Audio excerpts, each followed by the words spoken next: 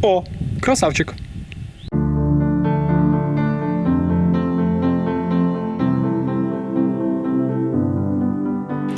Основная канва предыдущей серии – это посещение самоходной артиллерийской установки ИСУ-152.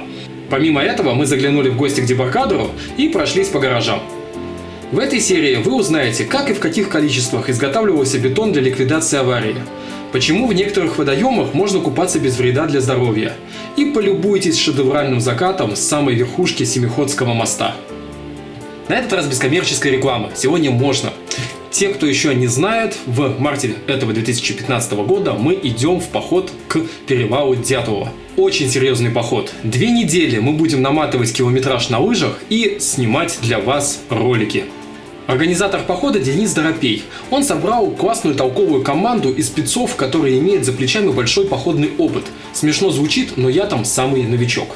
Организация и подготовка к такому походу сложный и увлекательный процесс. Если вам интересно узнать, как все это происходит, то я в описании к видео оставляю ссылки на различные каналы ребят и в том числе на свой лайв, где буду снимать то, как я готовлюсь к этому походу. Смотрите и оценивайте, может быть и вам когда-нибудь пригодится, если вы решитесь куда-нибудь серьезно рвануть. Также у меня появился форум Urban Tourism. Предлагаю вам обсудить предстоящий поход в ветке этого форума, ссылку на которую я оставлю обязательно также в описании к видео. Может, у кого есть возможность одолжить на время аккумуляторы для моей Panasonic, для GoPro, флешки, аккумуляторы для квадрокоптера, поделиться каким-то полезным опытом. Пишите обязательно туда, в ту ветку форума, ссылку на которую я оставлю. Я обязательно почитаю и по возможности отвечу на ваши сообщения. Про все рассказал, ссылки еще раз в описании к видео. Погнали! Свалено в кучу огромное количество металлолома. Вдали виднеется кран. И, в общем, я так понимаю, что мы с вами оказались около площадки одного из заводов по производству бетона и железобетонных изделий. Какие-то подобные конструкции я видел, когда мы поезжали в первый раз здесь на машине. Это, скорее всего, какие-нибудь бункеры, дозирующие для сыпучих материалов, чтобы смешать все в нужных пропорциях. Сейчас подойдем поближе немножко. Вот за этим заводиком как раз находится дорога, как я вам уже сказал. Сейчас там по ней что-то поедет. Оп, микроавтобус поехал. Я пробрался в этот заводик. Акация, конечно, в округе просто. Все колючки просто цепляешь на себя. Ну, в общем, вот такие вот они затворы. То есть, видимо, посредством электропривода, вон шестерня, они сдвигались в сторону. И отсюда, скорее всего, уже готовая продукция под названием бетон текла вот по таким вот патрубкам к машинам, которые их вынимали. Вы слышите, как ездят машины. В общем, здесь очень оживленная дорога. По этой дороге ездит весь транспорт, который едет в сторону арки. Ну и главного въезда на 4-й энергоблок. Поэтому жесть. Так что сюда мы заползать не будем наверх. Мы еще же хотим немножко поснимать видео подольше, да? Так что посмотрим все отсюда. Не очень понимаю как, но может быть из-за того, что отсутствует часть деталей этого заводика. Скорее всего, бетон это было просто уже такой бункер, раздаточный бункер. А сам бетон производился, может быть, вот в том помещении. Не могу точно сказать. Здесь находится щитовая этого всего дела. Это, видимо, главный резервуар воздушный, то есть сюда накачивался воздух под давлением. Ну и где-то все это дело надо было смешать. Голоса я валю. Не стал я рисковать, на всякий случай свалил оттуда, потому что объект находится на такой стадии распила. Там еще даже довольно толстые алюминиевые кабели остались. Мало ли кто туда зайдет. Значит, суть простая. Надо привезти щебень, надо привезти песок, надо привезти цемент, воду, все это дело смешать, перемешать и отгрузить потребителю. Потребитель находится через эту оживленную дорогу, машины, которую мы видели, и там уже находился завод железобетонных изделий, который производил необходимую продукцию для строительства саркофага. И снова, что там снова? Как всегда, я не прав, не точен. Это действительно бетонный завод. или бетоносмесительная установка, иными словами. Только построена она была в 1970 году, а бетон, производимый ей, использовался не для нужд ликвидации аварии, а для строительства самой атомной электростанции. Через дорогу, как я уже сказал, находится завод железобетонных изделий. Скорее всего, производимый здесь бетон отправлялся туда, где из него изготавливали необходимые для строительства железобетонные элементы. На экране вы как раз видите фотографию тех мест, где я брожу, которая замечательно передает, что тогда там творилось. Во время ликвидации аварии, и сейчас мне это стало очевидно, странно, что я тогда этого не догнал, КУКУ-МШ, работа этих заводов была невозможна из-за высокого уровня радиации. Для обеспечения бетоном в необходимом количестве и качестве была организована не имеющая равных по производительности в Советском Союзе инфраструктура. Она обеспечивала выдачу 5000 кубометров бетона в сутки. Потребность. Именно эти заводы предназначены на беспрерывную потребность бетона, без остановки. А здесь возможно такая предоставленность. Транспорт есть, фронт работ есть, только давай. И они давали. Бетон шел сплошным потоком. Река бетона. Ее принимает тоже беспрерывная, как река, лента машин. Для захоронения 4-го блока в зоне построено 3 бетонных завода, масштабы и сроки которых не знает мировая практика. И вот как это работало. На железнодорожной станции Тетерев в Киевской области был построен цементный перегрузочный узел. Ему предстояло принять, вы только представьте себе эту цифру, 115 тысяч тонн цемента. Уму непостижимо. Была построена высокая эстакада. На нее тепловоз заталкивал по 3 вагона хоппера. Под нее заезжало 6 цементовозов, которые после загрузки совершали 120-километровый марш-бросок к построенному Чернобыле бетонному заводу. Инертные материалы, гравий, песок доставлялись баржами. Одна из точек разгрузки упоминалась мной в прошлых видео. Это Припятский речной грузовой порт. Готовый бетон везли на специально построенный бетонный перегрузочный узел. Этот узел отделял маршрут чистых в радиоактивном плане бетоновозов от маршрута грязных.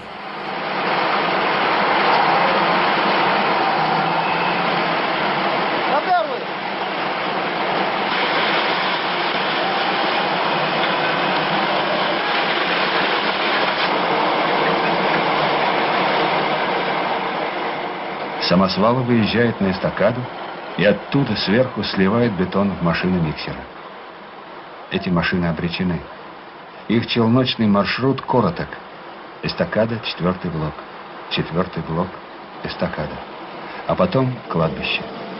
Последнее пристанище зачастую еще вполне годных машин. Чтобы не переносить радиоактивные частицы в чистые зоны, многие из них будут захоронены. Не переплавлены, не сожжены, захоронены. Это только часть инфраструктуры по производству бетона. Но согласитесь, как мощно звучит. Дальше едем. Мы идем дальше. Наша цель конечная снова мост, как и вчера. Но на этот раз еще станцию Семиходы. Надо посмотреть. До нее осталось метров 700. Вот мы их потихонечку и пойдем. Автобус экскурсионный, скорее всего. И еще сейчас одна тачка поедет. В общем, опасная дорога.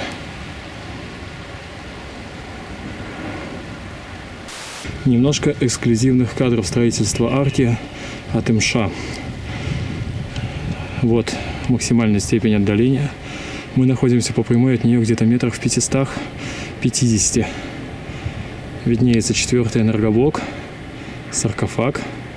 3-й энергоблок, вентиляционная труба для 3-го энергоблока. Ну и вот стройка.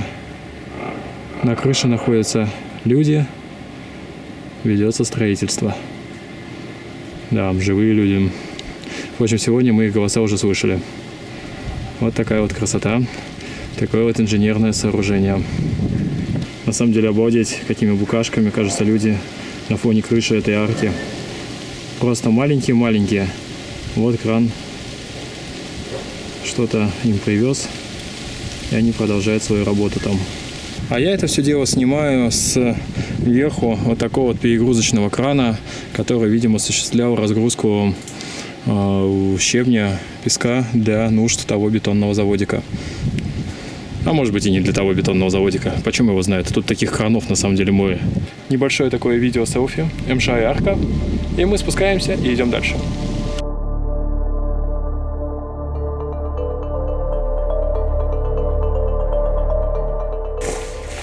Буквально метров через 100 по пути к станции Семиходы мы натыкаемся еще на бетонный завод-близнец. Потому что такой же кран, такие же раздаточные бункера. То есть, ну, в принципе, понятно, нужды в бетоне во время строительства саркофага здесь были просто колоссальные. Поэтому один завод тут и не справлялся. Вот такие вот дела. Конные патрули. Интересно, жив еще тот кабель, который здесь был? Охранная зона кабеля, город Чернобыль. Ну, судя по тому, что я траншейки не вижу, может быть и жив.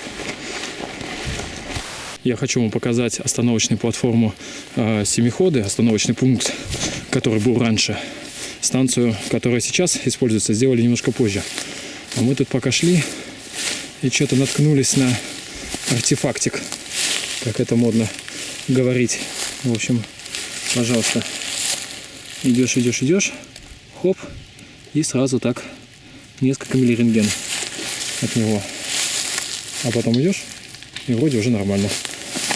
Хотя все равно фон в среднем повышенный довольно-таки. От остановочного пункта Семиходы, который существовал до аварии на ЧАЭС, ничего не осталось. Думаю, что где-то вот здесь была платформа. После аварии уже была построена новая станция с таким же названием. Она действующая, к ней прибывает электричка, мы идем к ней. Я хотел сходить и убедиться, что здесь что-либо осталось или не осталось. Но, как видите, ничего нету. И если бы не спутниковые карты и не подписи всякие разные, никто бы не догадался, что здесь была такая платформа. Идем прямо. Опора контактной подвески до станции Янов. Раньше эта железная дорога была электрифицирована. Ну, а впоследствии электрификация до Янова уже и не нужна была. Вдали светофор. Меня удивила вообще рабочая сигнализация, но тем не менее так и есть. Входной светофор, ну или маршрутный, ну входной, я думаю. За ним с правой стороны примкнут пути с действующей станции Семиходы. Ну а дальше вдали мы видим тот самый мост, на котором вчера были. Сейчас мы уйдем немножечко в бок туда и попробуем заснять эту станцию для вас.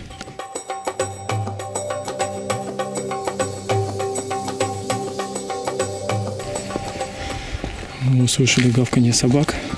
И вот там уже находится вполне себе действующее предприятие. Это остановочный пункт. Здание, скажем так, вокзала. Поэтому соваться не будем. Опасно. Обойдем по железке. А пока мы идем, увидели озеро. И там вдали в озере плавает, походу, лебедь. Радиоактивный припятский лебедь. Накладки на железной дороге как-то странно идут. Здесь гайка есть, здесь ее нету, но зато есть с другой стороны. Здесь вроде обе. Здесь опять с одной стороны нету, там с другой стороны нету. Путейцы вообще не следят за этим железнодорожным полотном. Светофор. Но это даже не входной, потому что у входного светофора обычно пригласительная голова для лунно-белого мигающего. Здесь просто Ч и Я. Больше ничего. Для обеспечения безопасности стрелочный перевод переведен куда-то в бок. Ну, это, видимо, тупиковый путь, чтобы, если потеряет состав управления и поедет здесь, что он не поехал прямо на главной пути, а уехал куда-нибудь в сторонку и там благополучно разбился. Невдалеке от нас уже видно примыкание железнодорожного полотна. А мы сейчас просто кружочек срежем и туда. Обалдеть. Реклама даже сюда добралась. Жесть. Какие свежие и внятные следы кабанчика. Ух. Здесь, скорее всего, была перегрузка сыпучих грузов с железнодорожного состава уже на автоход. Ну, видимо, что-то не понадобилось. Размывается теперь потихоньку водой снизу, а сверху зарастает кустарниками. Ну, а вот и горловина станции Семиходы. Вот там вот чуть подальше находятся платформы, которые принимают к себе работников Чернобыльской атомной электростанции и работников стройплощадки Арки. Вот такие вот они серьезно закрытые. Не знаю, насколько там сейчас сильна охрана, насколько можно близко подойти. Как вы понимаете, объект действующий. По-тупому рисковать не хочется. Мы, в принципе, и так уже ближе, чем надо, подошли. Сейчас, конечно, Сейчас посмотрим, может и ближе подберемся.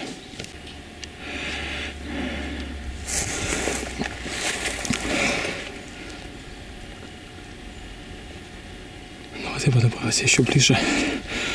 Все, дальше там уже гул моторов. Люди. Поэтому нефиг туда соваться.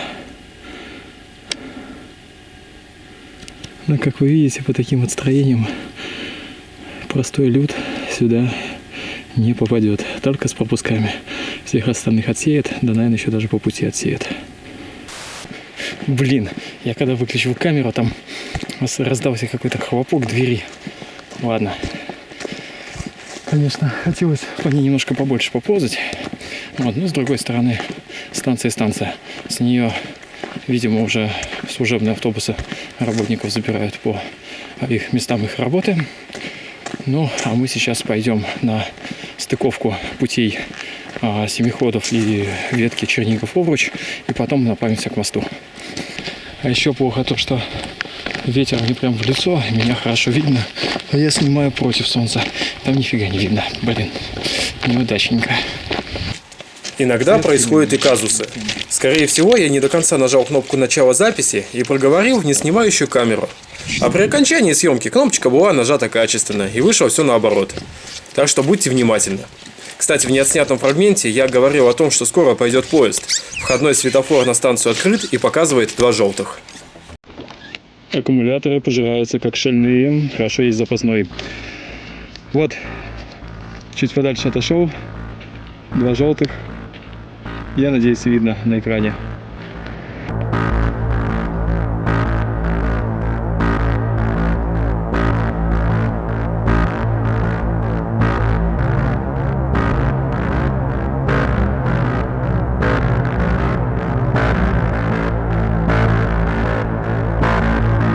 Ну вот мы около моста, а точнее под ним.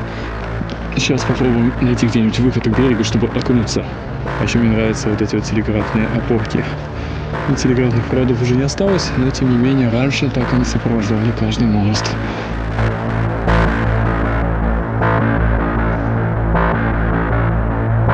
Я даже GoPro включил, чтобы показать всю эпичность этого моста. 1, 2, 3, 4, 5, 6 пролетов.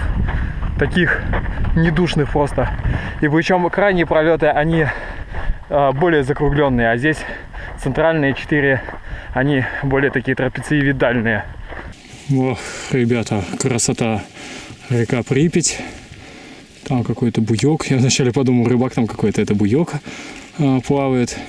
И вот так это все дело выглядит. Просто нереально красиво. Инженерное сооружение, река. Песчаная такая земля, сосны, сентябрь, но тепло, сегодня вообще под 30-ник было, поэтому я думаю, что не грех будет и искупаться. Благо заход просто приятный, песчаный. У многих из вас наверняка возник вопрос: МШ, как же так? Ты же сам говорил, что купаться нельзя, вода радиоактивна, там рыбы всякие разные радиоактивные, и сам в итоге лезешь в воду. Я постараюсь ответить на эти вопросы. Конечно, это большой раздел, достойный отдельного видео, но я вставлю это здесь, для лучшего понимания.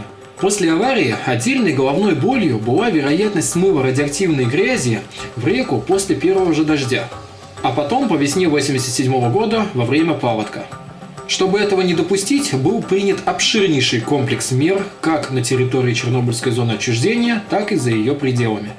Для лучшего понимания давайте с вами разберемся, какие водоемы окружают Чернобыльскую атомную электростанцию, их назначение и степень загрязнения в результате аварии. Итак, вокруг АЭС находятся пруд-охладитель, Яновский затон и река Припять. Есть еще различные озера, но в данном контексте они нам не интересны. Пруд-охладитель – это искусственный водоем, предназначенный для отвода избыточного тепла от реактора. Соединяется с рекой Припять через дамбу. Имеет интересную особенность. Уровень воды здесь на 5-6 метров выше уровня воды в реке. Поэтому содержимое этого пруда активно просачивается через насыпную дамбу, и за год для восполнения потерь обратно приходится закачивать объем воды, почти равный объему самого пруда. Яновский затон – это Старица, участок старого русла реки Припять. На карте видно, что река раньше изгибалась, а потом промыла себе прямой путь.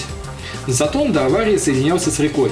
после аварии был отделен от нее намывной дамбой. В одном из видео я гонялся по этой дамбе за кабанами, а потом от них же и убегал. На берегу Яновского затона была построена речная пристань и речной грузовой порт, видео о котором я вам уже показывал. Река Припять протекает в 2 километрах от Чернобыльской АЭС, впадает в реку Днепр. Днепр же в свою очередь впадает в Киевское водохранилище, и совсем нетрудно представить, что в случае крупномасштабного загрязнения Припяти Киев и далее по течению Днепра Центральная Украина могли бы остаться без пресной воды. Чадящий более недели реактор породил 2 основных следа загрязнения – западный и северный. Они как бы обогнули город Припять по краям, зато где они прошлись, уровни загрязнения были, да и кое-где и сейчас остаются весьма высоки. Много выпадений пришлось на Яновский затон и левый берег реки Припять. Пруд-охладитель хоть и не так пострадал, но в него во время ликвидации последствий аварии откачивалась радиоактивная вода из подземных коммуникаций энергоблока. Та самая вода, которой тушили пожар. Та самая вода, которая вылилась из разорванного первого контура. Та самая вода, которую пытались охладить уже несуществующий реактор. После аварии первым делом занялись ливневой канализацией города Атомщиков. Выпускной коллектор, выходящий в реку Припять, был отсечен, и стоки переведены в пруд-охладитель. Из-за существовавшей угрозы проникновения радионуклидов из-под реактора в грунтовые воды было решено отсечь промплощадку ЧАЭС от реки Припять постройкой противофильтрационной стены в грунте. Для этого с помощью советских фрезерных машин СВД-500Р и закупленными в Италии буровыми машинами фирмы Красогранда выкапывалась узкая и очень глубокая траншея, которая заполнялась глиной. Ширина траншеи всего 60 см, глубина в среднем 30 метров. В итоге грунтовые воды, медленно двигающиеся в сторону реки, упирались в эту глиняную стену и дальше пройти не могли. Радионуклиды, которые вместе с илом могли приплыть в Киевское водохранилище, также ловили разными способами. В дне рек Припять и Днепр и в самом Киевском водохранилище были сооружены ловушки для донных отложений. Так называемые наносоулавливающие сооружения. Одно из них – это почти километровый карьер, выкопанный на дне. Поток воды, проходя через него, сбавлял скорость, и ил сваливался в этот карьер, оставаясь там. Также сооружались подводные дамбы, в которые упирался несомый рекой ил. С течением времени на этот ил наслаивались его новые слои, как бы хороня радиоактивные частицы под мощной толщей донных отложений. В 1992-1993 годах на левом берегу реки Припять, в Красненской пойме, был построен комплекс противопаводковых дамб, также препятствующий попаданию радионуклидов в реку. На малых реках территории ЧЗО были построены дамбы, заполненные циолитом. Это такой минерал, который связывает радиоактивный цезий, прочно удерживая его в своей кристаллической решетке. Комплекс этих и других мер, а также естественный распад, привел к тому, что на данный момент радиоактивные частицы либо похоронены под мощной толщей речных наносов, либо изолированы от действующей проточной гидросистемы. На территории ЧЗО постоянно проводится мониторинг содержания радионуклидов, и по нему явно видно, что река Припять чистая в радиоактивном плане, в отличие от других водоемов. Так что итог всего опуса – ничего мне не будет. Купаемся. Блин, вообще отлично. Сейчас мы GoPro нацепим. Ну такая. Но на самом деле у нас в сентябре вода гораздо холоднее. Так. С видом на Припятский год. Фу, хоть помоюсь. Взбодриться.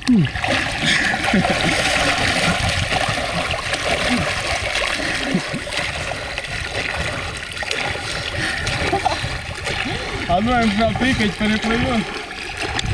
К тому берегу. Течение вообще сильное.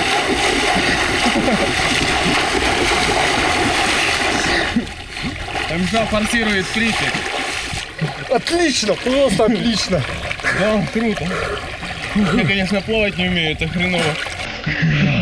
Не, ребята, советую присоединяйтесь. Чемпионство еще и в Припяти, да? Не, на самом деле здесь река чистая. Фон по берегу вообще в норме. Поэтому можно не переживать. Так что мы сейчас здесь полоснемся и пойдем поезд встречать.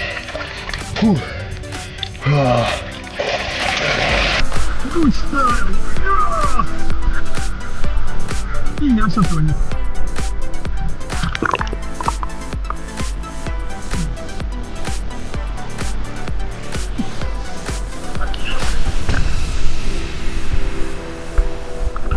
Гигиена наше все. Поэтому пока есть возможность, немножко моемся, потому что осень здесь жаркая. Киевляне-то знают, какая здесь осень. А для севера, я говорю, сегодня было почти 30-ник, поэтому просто мы все уже вспотели, перемокли. Если в ноябрьском походе мы там было 0, там, плюс там несколько градусов, мы там особо не потели, то здесь несколько дней подряд потеем. Уже беда просто с кожей. Поэтому помыться это святое. Сейчас будем няшами чистыми. Правда, мыло щиплет. Продолжаю стебаться над своим телефончиком и мою его в речке. Кстати, интересно, он тонет вообще в воде? Тонет. Значит, не говно. В общем, нормально. Нет, я вот до этого мыл, вот не протекал. Посмотрим. С МШ все протечет, все, что можно. И треснет, блин. Фу. А мы так закупались знатно, что профукали время, как электричка будет проезжать мост. Ну и ладно, отсюда поснимаем.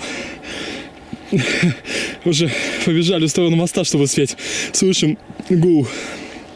Понимаем, что не успеем. Ну и ладушки. Поснимаемся отсюда. Заодно и даже и вид покрасивше будет.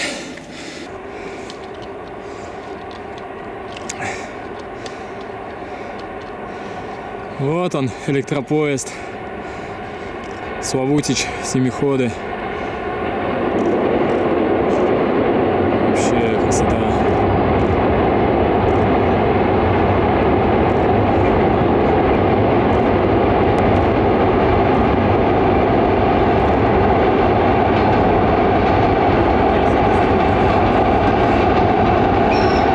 Вагонная электричка.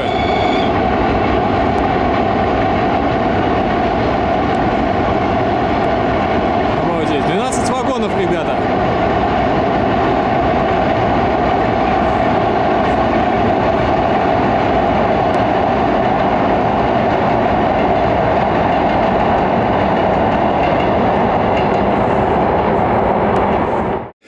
Ну и вот спустя сутки, в принципе, мы оказываемся на том же месте, только при таком еще не севшем солнце. Я люблю закаты очень, но такие закаты с таким антуражем, с этим красивым брошенным городом, это все выглядит еще более символично и потрясающе. Здесь бы так на тележечке катить камеру, чтобы дрожания не было. Вообще было бы супер. Мы гуляем по мосту, хотим забраться на его вершину. А вот и лесенка. Она нам и нужна. Сидим на мостике, свесив ножки. Внизу железнодорожное полотно. Вдаль уходит мост, пара пролетов. Любимые виды. ЧАЭС с Арком. И третья очередь. Строительство Чернобыльской атомной электростанции. Много кранов. Недостроенный 5-й энергоблок. Там заходит солнышко. Оттуда несет свои воды река Припять. И над горизонтом поднимаются вершины 16-этажек. А солнышко, кстати, заходит над теми кранами, по которым мы вчера ползали. Прям все родные места уже, куда ни поглядишь, однако. Красота? Да и только. О, какое оно красное все-таки. Просто жесть. Ну и вот он, ваш покорный слуга.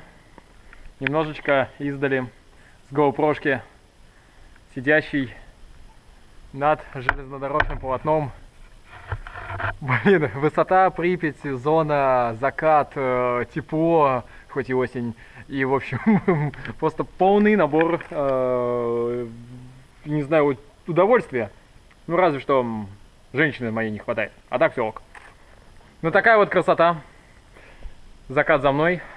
Все самое интересное в ЧСО находится за мной. Ой, супер, ребята. Мне нравится. Надеюсь, и вам тоже. Я поднялся вообще на самый верх моста. Ребята, вон там внизу. Фу, ну что я могу сказать? Мост для самоубийц, честно говорю. Высота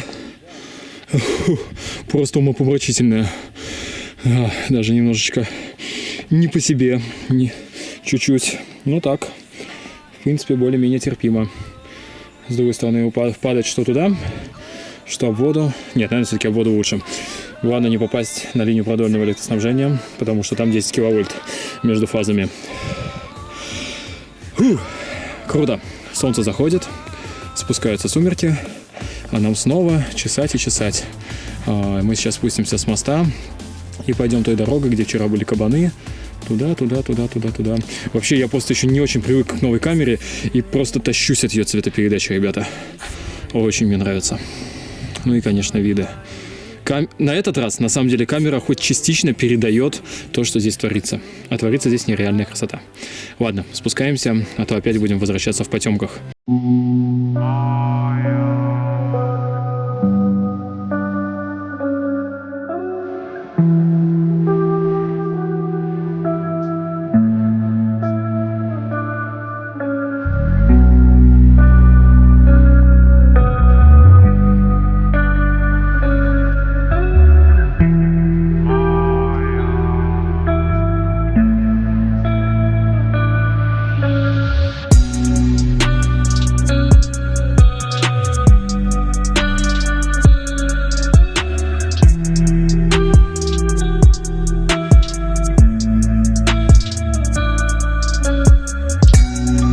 После моста нас ждала стандартная душевная прогулочка, километриков 6 по дороге, еще километрик по могильничку, в общем, все привычно.